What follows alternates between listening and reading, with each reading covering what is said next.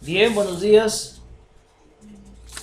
Les pregunto, ¿qué sentimientos o qué emociones les causa ver la imagen que está al frente?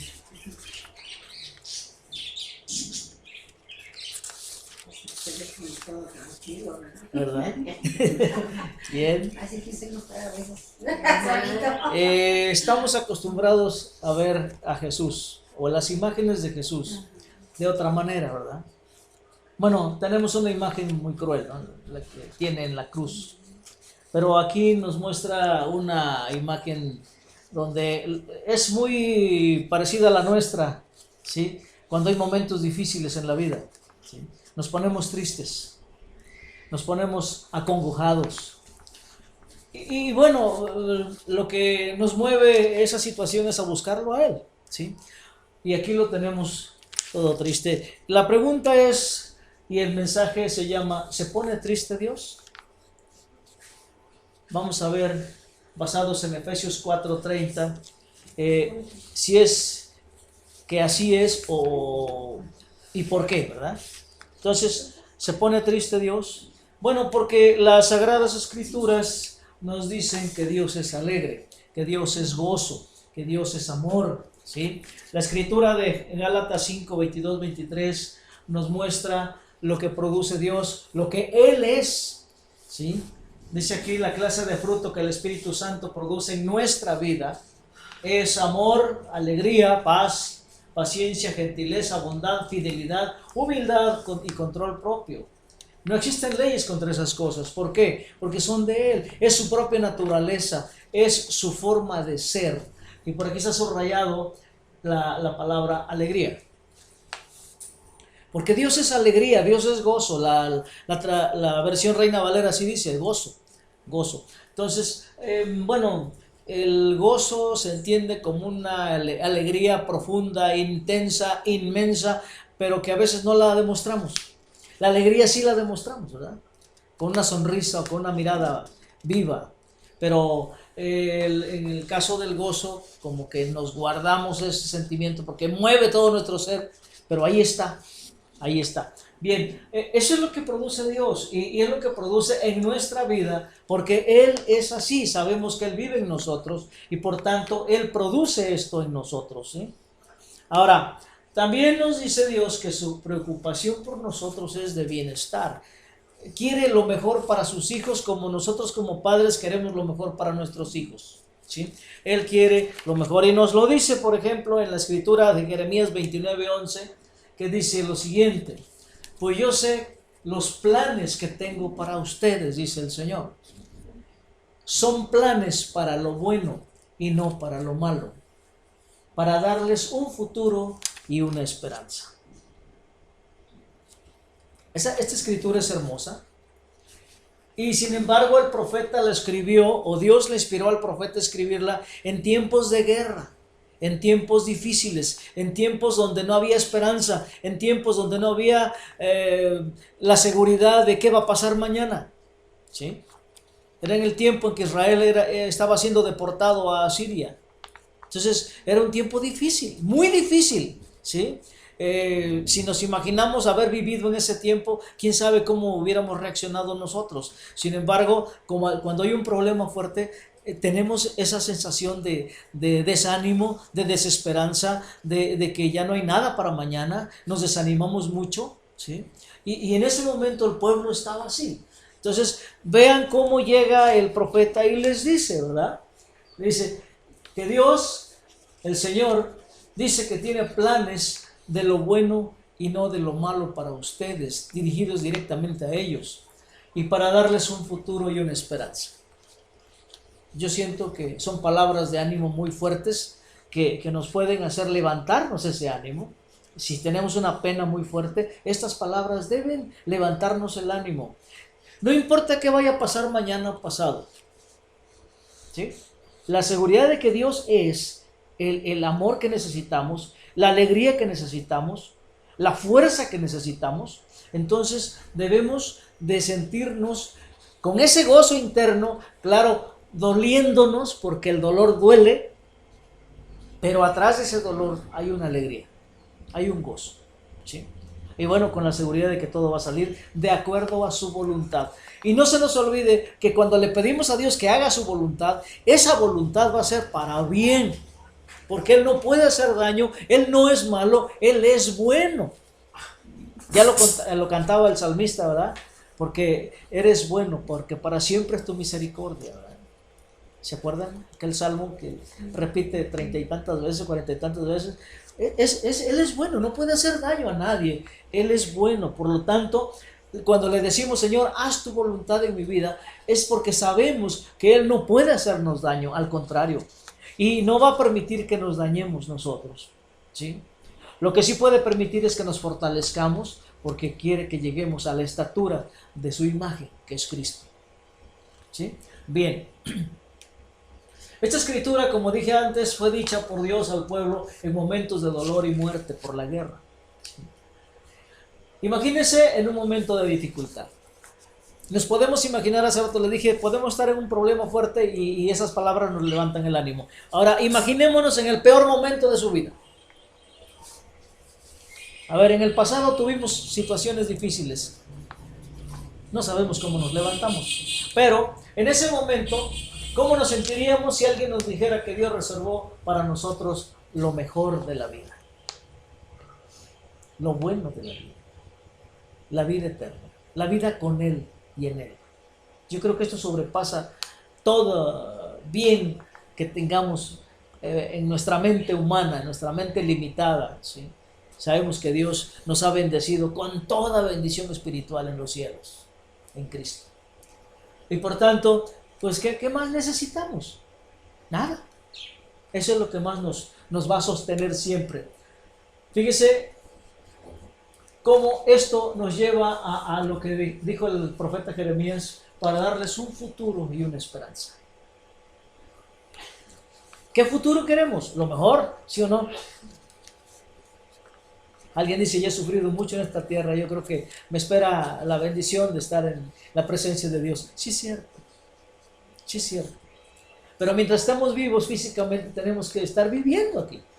Pero con esa seguridad, fíjese cómo el gozo atrás de los problemas y de las dolencias y de las enfermedades, hay un gozo de saber que Dios nos ha dado su propia vida. Bien.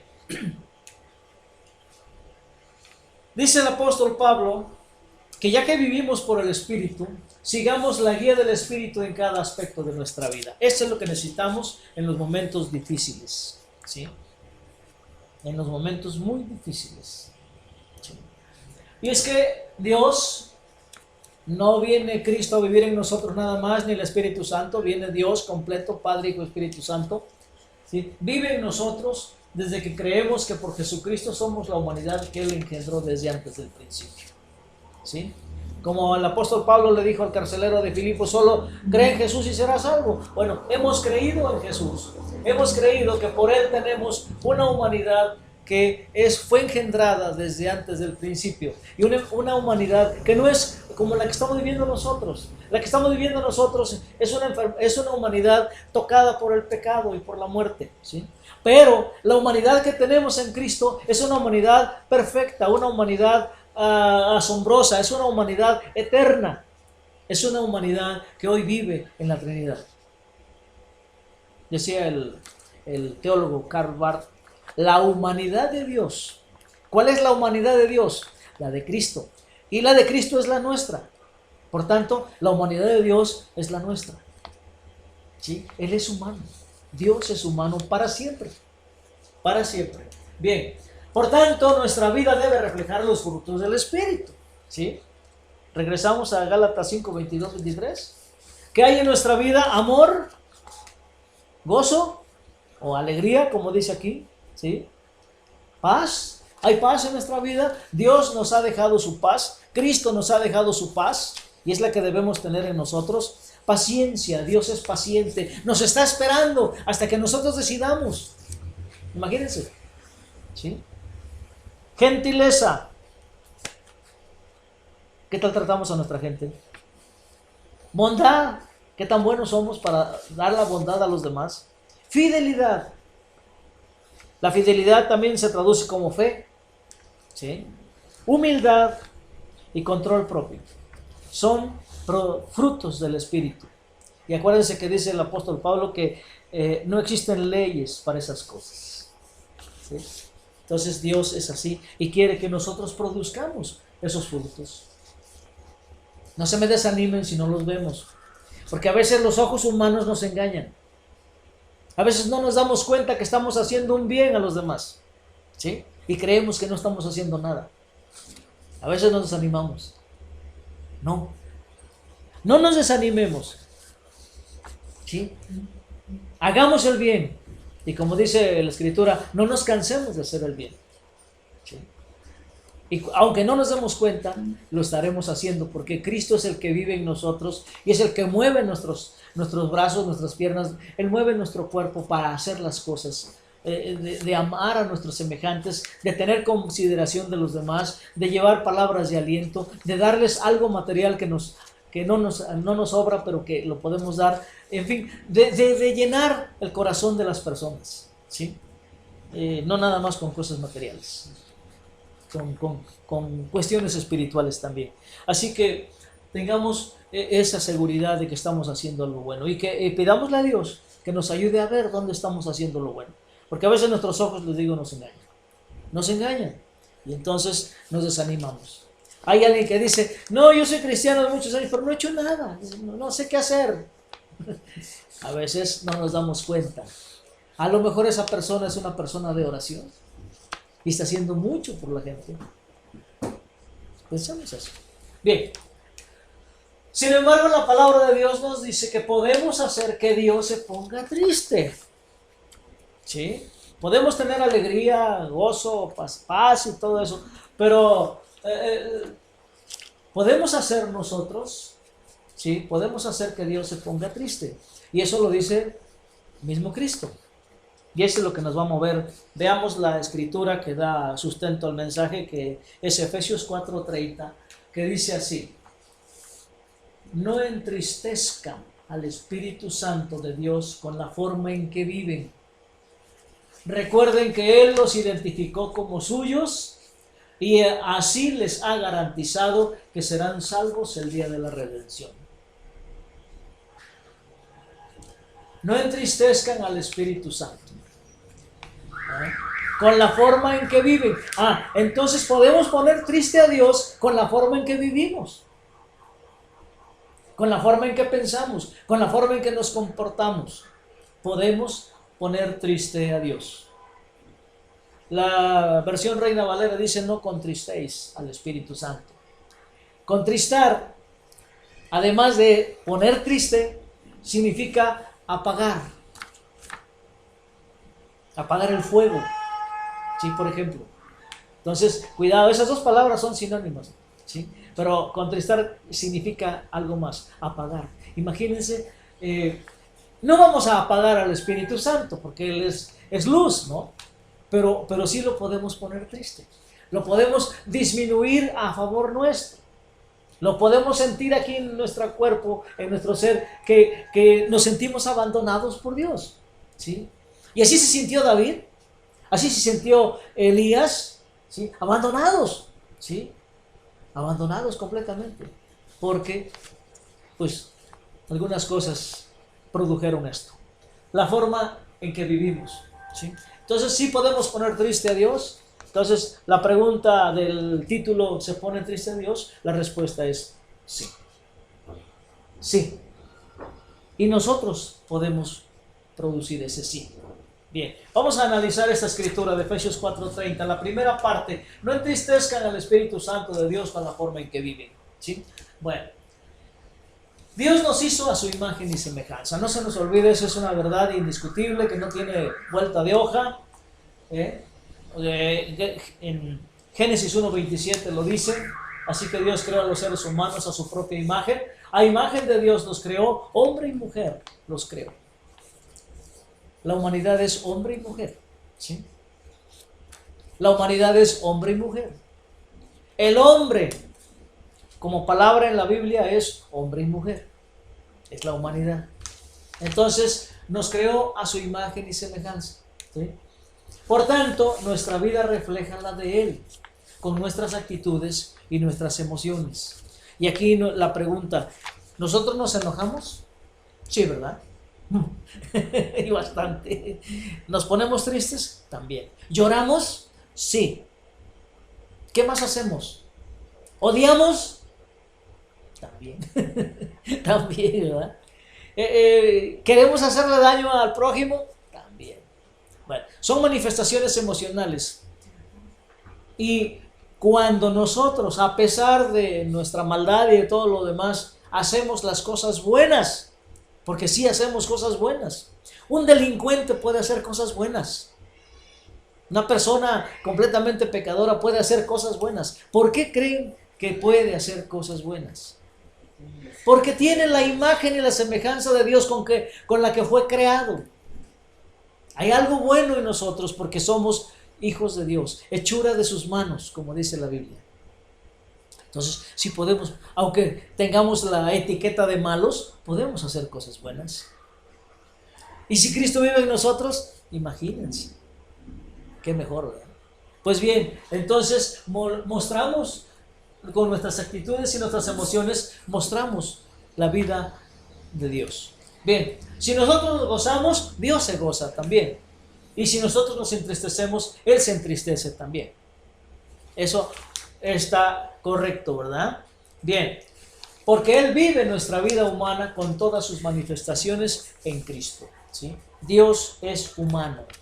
Dios tiene humanidad en Cristo. Y por tanto, Él vive nuestra vida con todas sus manifestaciones. Y cuando nos ponemos tristes, Él se pone triste. Cuando nos ponemos alegres, Él se goza. Cuando bailamos, Él baila. Cuando cantamos, Él canta. ¿Sí? Y cuando lloramos, Él llora. ¿Sí? Así es que no se nos olvide que Él vive en nosotros. ¿Sí? Bien. Y bueno, pues en base a esta verdad, entonces, lo entristecemos con nuestra forma de vivir. ¿Sí? Cuando hacemos algo que va en contra de sus principios. Recuerden, ¿qué es lo que identifica a un hijo amado de Dios? Bueno, ¿qué es lo que identifica a un cristiano? A un miembro de su iglesia, llámese como se llame. ¿Qué dice el apóstol Juan? Que debemos tener amor los unos por los otros. Y dice el mismo Cristo, en eso conocerán que son mis discípulos, si se aman los unos a los otros. Son frases que nos hemos aprendido de memoria. ¿Sí? Bueno, hagámosla parte de nuestra vida. ¿Sí? Entonces, si nos amamos, entonces estamos mostrando el amor de Dios y entonces podemos decir que somos cristianos, hijos de Dios, y estamos viviendo como hijos de Dios. Okay. Así es que no lo entristezcamos con nuestra forma de vivir, que no es lo mismo que Él viva nuestras tristezas, porque las circunstancias a veces nos orillan a llorar, a dolernos, ¿sí? Y Él se llora y se duele con nosotros. No es lo mismo que Él viva nuestras tristezas a que lo hagamos entristecer con nuestra forma de vivir. Porque hay veces que actuamos, pero por voluntad propia, ¿sí? Decía un pastor de Colombia, hay veces que se me salen las palabrotas y no quiero, pero lo hago. Y como dice el apóstol Pablo, ¿no? Como dice el apóstol Pablo, lo que quiero hacer no lo hago, ¿verdad? Y lo que no quiero, ahí está. Pues eso es. Entonces, a veces cometemos estos errores, ¿sí? Ahora, como buen padre, ¿qué hacemos nosotros con nuestros hijos cuando se comportan de esa manera? Los encaminamos, ¿verdad? Y los regañamos. Les hacemos que se den cuenta de que están haciendo mal. A veces les duele. ¿Sí? Bueno, pues es parte de la vida, ¿no? Y entonces hay que corregirlo. Y Dios a veces nos hace doler para que corrijamos nuestro camino porque nos ama demasiado. ¿Ok? Si no queremos que Dios esté triste, decidamos por voluntad propia vivir de acuerdo con lo que somos, ¿sí? Entonces, si ustedes se proponen no entristecer a Dios con su forma de ser, entonces decidan por voluntad propia vivir de acuerdo con lo que son. ¿Qué somos? Sus hijos amados.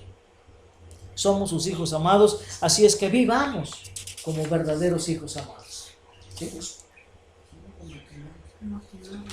Bien, la otra parte del versículo 30, recuerden que Él los identificó como suyos. Cuando se queman las Ajá. Dice aquí que además de amarnos como el Padre amoroso que es, nos ha adoptado como suyos. Somos sus hijos. Efesios 1 dice eso. Efesios 1 dice eso, que nos ha adoptado como sus hijos. Y como hijos adoptados tenemos todos los privilegios de verdaderos hijos. ¿Sí? Recordemos que no somos nuestros. No somos nuestros, pero Él no nos va a forzar a hacerlo de otra manera. ¿Sí? Debemos recordar que somos de Él. Nos ha comprado, nos ha adoptado. Ya no tenemos nuestro apellido. Ahora tenemos el apellido de la familia Dios. Porque Él es nuestro Padre. ¿Sí? Bien. Todavía nos permite ejercer nuestra voluntad muchas veces contraria a la de Él. ¿Sí? ¿Y cuántas veces podemos ofender a Dios con nuestra forma de vivir? ¿Se va a enojar? Fíjese que no se enoja. Le da tristeza. Se pone triste. Y así nos pasa a nosotros con nuestros hijos, ¿verdad? No nos molesta, nos pone tristes. Bien. Si Jesús es nuestro Señor, óiganlo bien, si Jesús es nuestro Señor, entonces debemos hacer voluntariamente lo que Él diga. Aquí en nuestro tiempo y en nuestro idioma, el Señor, con mayúscula, es nuestro amo. Ya no hay esclavitud, ¿verdad? Pero si hubiera esclavitud entenderíamos quién es nuestro amo, el que nos manda, el que nos ordena, al que debemos obedecer, al que debemos acatar sus enseñanzas y sus órdenes, ¿sí? Entonces, si a Jesús le decimos el Señor, debemos entender por qué le decimos Señor. Porque Él es nuestro amo, al que debemos obedecer siempre. Si le decimos Señor porque la palabra se oye bonita, no vamos a cumplir esto. ¿Sí? Y bueno, Él es nuestro jefe, nuestro patrón, lo que ustedes quieran, ¿verdad? La autoridad a la cual debemos obedecer. Bueno, entonces, si Él es nuestro Señor, como lo explica la Biblia, como lo que Él es, entonces debemos hacer voluntariamente lo que Él diga, por nuestra propia voluntad, por nuestra propia convicción. La otra parte del versículo 30, y así les ha garantizado que serán salvos el día de la redención. Bueno, ¿cuál es el día de la redención? Dice, serán salvos el día de la redención. Está en futuro. ¿Ustedes creen que el día de la redención está en futuro? ¿Apenas va a venir? No. ¿O ya vino? Recuerden que Dios es eterno. Y Dios es un presente eterno. Entonces, el día de la redención, es el día de Cristo. Y el día de Cristo comenzó con su encarnación. ¿Cuándo termina? Nunca. Ahí comenzó y es eterno, ¿sí? Entonces el día de la redención ya llegó. Y entonces cuando dice el apóstol aquí que seremos salvos el día de la redención, está diciendo, ¿saben qué? Ya son salvos. Aunque no lo quieran. Y aunque no lo crean. ¿Sí? Entonces ya somos salvos. Bueno, por el hecho de pertenecerle, tenemos su vida. Su palabra es verdad y hay que creerle. ¿Sí? La palabra de Dios es verdad. Cristo es verdad porque Él es la palabra. Y dice Juan 17, tu palabra es verdad. ¿Sí? Hemos recibido una gracia tan grande como Dios mismo es. ¿Cómo es Dios tan de grande? ¿Tiene límites? No tiene límites, es infinito. Entonces la gracia que hemos recibido es infinita. Es infinita. Así que decidamos vivir la vida de un hijo amado de Dios. ¿Cómo vive un hijo amado de Dios? Amando. Amando al Padre, al Hijo, al Espíritu Santo, a sí mismo y al prójimo. ¿Ok? Y aunque solos no podemos, tenemos a Jesús en nosotros. Él sí puede hacerlo. ¿Sí? Entonces, y por Él podemos hacerlo todo. Somos superpoderosos porque Cristo vive en nosotros y Él es el Todopoderoso. Así que la esperanza de un presente futuro asombroso sea el faro en nuestro diario navegar por la vida. Eso de presente futuro es porque el presente es eterno. ¿Sí? El presente es eterno. Decíamos ayer que la gramática tiene un tiempo para conjugar verbos. ¿Se acuerdan? ¿Se acuerdan de la gramática? ¿Se acuerdan del tiempo antepresente? El tiempo antepresente es el tiempo presente continuo. El antepresente en el español, claro. El antepresente en español indica una acción que se hizo en el pasado, que está vigente ahorita y que continuará en el futuro. Es un presente extendido. Por eso se le llama presente eterno. Y es el presente de Dios. ¿Sí? En inglés, ese tiempo se llama presente perfecto. Presente perfecto. O sea que es el presente de Dios. Presente eterno. ¿Sí? Entonces, en base a eso podemos entender que Dios es, cuando dice yo soy, lo fue, lo es y lo será. ¿Sí? Cuando dice yo soy, ¿sí? Él es la vida, Él es. ¿Sí? Y nosotros tenemos eso a nuestro favor. ¿Sí? Bien, somos uno en Cristo, en Dios Trino. No somos uno en Cristo, pero también lo somos en el Padre y en el Espíritu Santo. ¿Sí? Entonces, no se nos olvide eso. No pongamos triste a Dios. Vamos a concluir el tema.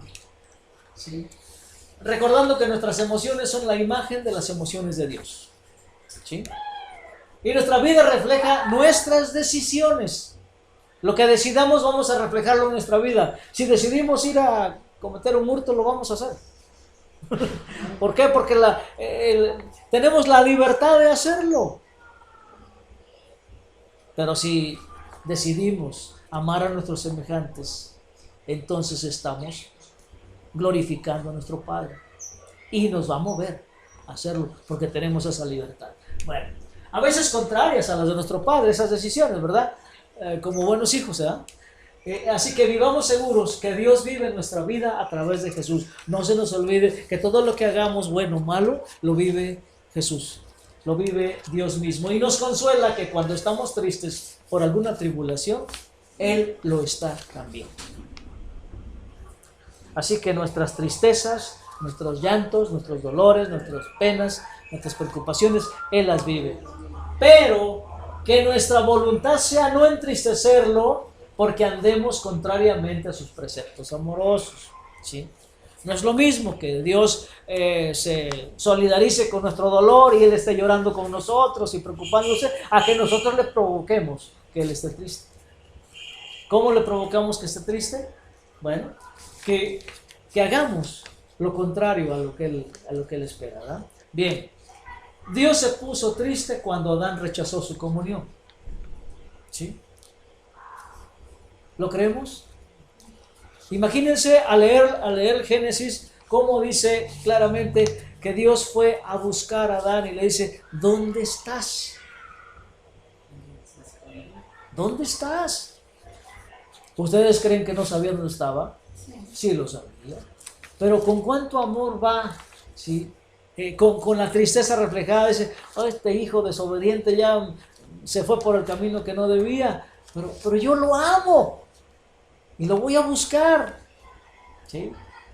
También se puso triste cuando Caín mató a su hermano. Aparentemente vemos, o no sé, si leamos varias versiones de la Biblia, encontremos que Caín tiene un carácter fuerte y no se arrepintió de su acción, ¿sí? Y como que era agresivo, ¿verdad? Orgulloso, altanero. Y Dios va y le dice, ¿dónde está tu hermano? ¿Sí?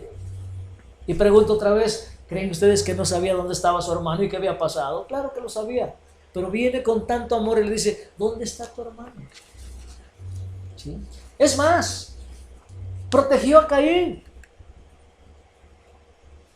Le dio más atención a él, aún a pesar de su pecado. ¿Sí? Porque cuando se dio cuenta de Caín, cualquiera va a venir y me va a matar por estos. Si no, pues le puso una marca para que nadie lo matara. Ese es amor. Es amor. ¿Le dio tristeza? Sí. Llegó triste. Bien. Cuando su pueblo fue desobediente en el desierto, también le dio tristeza. Hubo muertes en el desierto, si leemos todo el Pentateuco, ¿verdad? Le dio tristeza que hubo muertes. La tierra se abrió y se tragó mucha gente en un pecado. Hubo serpientes venenosas que mataron a otros. ¿Por qué? Porque le dio tristeza. Aunque hubo dolor, sí, pero le dio tristeza que su gente le haya desobedecido. ¿Sí? Bien, continuamos. Y tengamos la seguridad de que estará triste cuando tomemos decisiones contrarias a sus mandamientos. ¿Sí? Así que, hermanos, propongámonos que en nuestra vida no haya nada contrario a su gran mandamiento, que es: ama al Señor tu Dios con todo tu corazón, con toda tu alma, con toda tu mente y con todas tus fuerzas, y ama a tu prójimo como a ti mismo. Si hacemos lo contrario de todo esto, entonces pondremos triste a Dios. ¿Cuál es nuestra preocupación? ¿No poner triste a nuestro Padre? ¿O sí? Pues no, claro que no. Si nos ha regalado una gracia tan enorme que no tiene límites, porque así es Él, imagínense. Si no hay amor entonces de los unos por los otros, ¿qué va a pasar? La escritura de Juan 13:35 dice: el amor que tengan unos por otros será la prueba ante el mundo de que son mis discípulos. Bueno, le vamos a parafrasear a Juan: el amor que tengan los unos por los otros será la prueba ante el mundo de que son mis hijos. ¿Sí? Porque Cristo es Dios. ¿Sí? Entonces, imagínense, esta es la manifestación del apellido de Dios, del apellido de la familia. Así que si no hay amor de los unos por los otros, Dios se pondrá triste también, y lo vamos a permitir. Bueno, la decisión es de ustedes. Damos gracias. Bendito Padre, te damos gracias por este conocimiento tan hermoso, por saber que tú estás con nosotros y vives nuestras tristezas y nuestras alegrías también. Y Padre, que nuestra voluntad sea apoyada por ti, motivada por ti, de no ponerte triste, de no hacer las cosas que a ti te ofenden y que hacen daño a los demás. Haz que nuestra vida te honre y te alabe, que estés alegre con nosotros, que tu alegría y tu gozo sea manifiesto, porque tus hijos son verdaderos hijos tuyos, amados, y en los cuales tú te complaces. Bendito Padre, te damos gracias por ello. Nos ponemos en tus manos y que se haga tu voluntad en nuestras vidas. En el nombre de Cristo y en la presencia y el poder del Espíritu Santo. Amén.